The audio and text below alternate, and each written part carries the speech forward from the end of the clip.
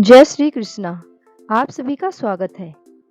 बैसाख माह के शुक्ल पक्ष की तृतीया तिथि यानी अक्षय तृतीया पूरे वर्ष का सबसे द्वितीय दिन माना जाता है। आज हम आपको सुनाएंगे अक्षय तृतीया पर सुनी जाने वाली पूरी कथा, जिसे अक्षय तृतीया की पूजा के समय सुनने से हजारों यज्ञों के समान पुण्य मिलता है। और आपको बताएंगे अक्षय तृतीया की पूरी पूजा विधि और पूजा मुहूर्त।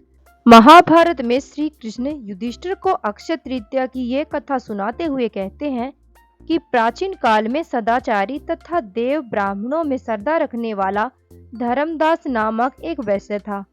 उसने अक्षय तृतीया के महात्म्य के बारे में सुना था कि इस तिथि में दान पुण्य करने से विशेष फल मिलता है।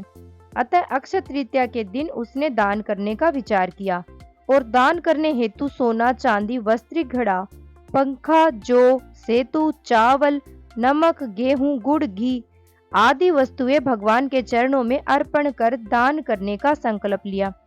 जैसे ही उसकी पत्नी को इस बात का पता चला कि उसका पति स्वर्ण आदि वस्तुओं का दान खुद इकट्ठा कर रहा है, तो उसकी पत्नी ने उसे रोकने का प्रयास किया। पत्नी ने कहा, अगर वह सब कुछ दान दे देंगे तो परिवार का पालन पोषण कैसे होगा। अपनी पत्नी की बातों से धर्मदास जरा भी विचलित न हुआ और उसने अक्षय तृतीया आने पर अपना संकल्प पूर्ण करने के लिए बताई गई रीति रिवाजों के साथ विधिवत दान पुण्य कर्म संपन्न किया। अक्षय तृतीया के मुहूर्त में दान पुण्य कर्म की वजह से अगले जन्म में धर्मदास कुशावती राज्य का राजा बना और पूर्व के जन्म में अक्षय तृतीया पर दान की हुई संपत्ति उसे ब्याज समेत अगले जन्म में सुख सुविधा, ऐश्वर्य, वैभव के रूप में प्राप्त हुई। वैभव संपन्न होने पर भी उसकी बुद्धि कभी धर्म से विचलित नहीं हुई। अक्षय तृतीया के दिन इस कथा के श्रवण से अक्षय पुण्य फल की प्राप्ति होती है। अब सुनिए अक्षय तृतीया का महात्म्य या महिमा, जिसे सुने बिना अक्षय तृतीया की ये कथा पूरी नहीं मानी जाती। अक्षय तृतीया के दिन ही सतयुग और त्रेता युग का आरंभ हुआ था। सृष्टि के रचयिता ब्रह्मा जी के पुत्र अक्षय कुमार का अवतरण भी हुआ था। माँ अन्नपूर्णा का जन्म हुआ। महर्षि परशुराम जी का पृथ्वी पर अवतार हुआ। भागीरथी माँ गंगा का अवतरण पृथ्वी पर हुआ। धन के देवता कुबेर जी को अक्षय तृतीया पर ही अनंत संपत्ति के स्वामी का पद मिला था। भगवान श्री कृष्ण के बचपन के मित्र सुदामा का मिलन भी इसी दिन श्री कृष्ण से द्वारका में हुआ था और श्री कृष्ण ने सुदामा को अखंड धन दौलत और वैभव दिया था। महाभारत काल में जब दुर्योधन ने द्रौपदी का चीरहरण किया था, तो उस दिन अक्षय तृतीया था और भगवान श्री कृष्ण ने द्रौपदी की पुकार सुनकर उनकी रक्षा की थी। वनवास के दौरान ऋषि दुर्वासा के क्रोध से पांडवों को श्री कृष्ण ने अक्षय तृतीया के दिन ही बचाया था।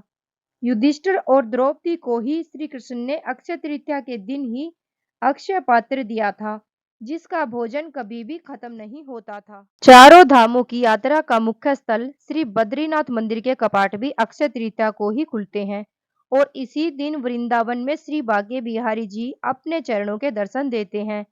अब जान लीजिए अक्षय तृतीया की बेहद जरूरी पूजा विधि और मुहूर्त के बारे में। अक्षय तृतीया पूजा का मुहूर्त 10 मई सुबह 5:13 से सुबह 11:42 तक रहेगा।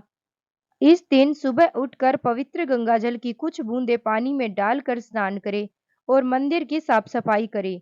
चौकी पर लाल या पीला रंग का कपड़ा बिछाएं। चौकी पर माता लक्ष्मी, भगवान विष्णु, गणेश जी और कुबेर जी की मूर्तियां स्थापित करें। भगवान की मूर्तियों को गंगाजल से साफ करें। चंदन कुमकुम का तिलक करें और पूजा करें। फूलों की माला चढ़ाएं। अक्षत, दूर्वा, सुपारी, पान, नारियल चढ़ाएं। फल, मिठाई, मखाने की खीर और भगवान को इन सभी घर पर बनी हुई वस्तुओं का भोग लगाएं। इस दिन पूजा के दौरान कनकधारा स्तोत्र, विष्णु नामावली, कुबेर चालीसा, गणेश चालीसा का पाठ अवश्य करना चाहिए। इसके बाद विष्णु लक्ष्मी की आरती के साथ इस पूजन को समाप्त करें। तो ये थी आज की कथा। वीडियो अच्छी लगी हो तो वीडियो को लाइक करके चैनल को सब्सक्राइब करके जरूर जाना। जय श्री कृष्ण।